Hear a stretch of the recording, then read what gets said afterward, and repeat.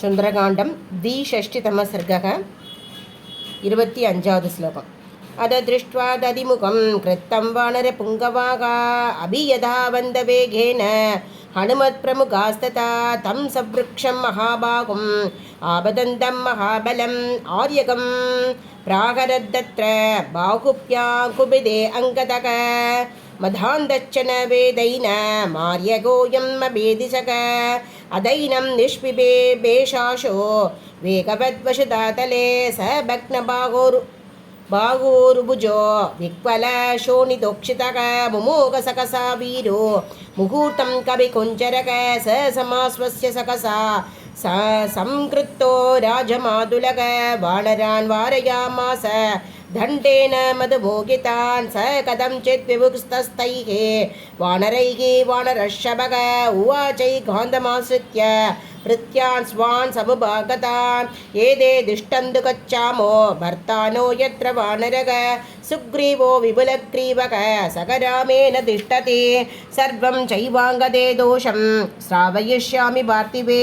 अमर्षि वचनं श्रुत्वा खादयिष्यति वानरान् इष्टं मधुवनं एतत् सुग्रीवस्य महात्मनः पितृभैतामहं दिव्यं देवैरपि दुराशतं स वानरानिमान् सर्वान् मधुलुप्तान् कदायुषक खादयिष्यति दण्डेन सुग्रीवश शुक्रजनान् वध्याहेयेत दुरात्मानो नृपाज्ञा परिभाविनक अमर्ष प्रभवो रोषक सबलो नो भविष्यति एवमुक्त्वा दधिमुखो वनबालान् महाबलः जगामशकसोद्बद्ध्य वनबालैः समन्वितः निमिषेन्दरमात्रेण सखी प्राप्तो वनालयः सहस्रांशोषुतो धीमान् सुग्रीवो यत्र वानरः रामं च लक्ष्मणं चैव दृष्ट्वा सुग्रीवमेव च समप्रतिष्ठां जगति आकाशानि बबाधः षण्डिपत्य महावीर्यः सर्वैस्तैः परिवारितः हरिदतिमुखबालैः बालानां परमेश्वरः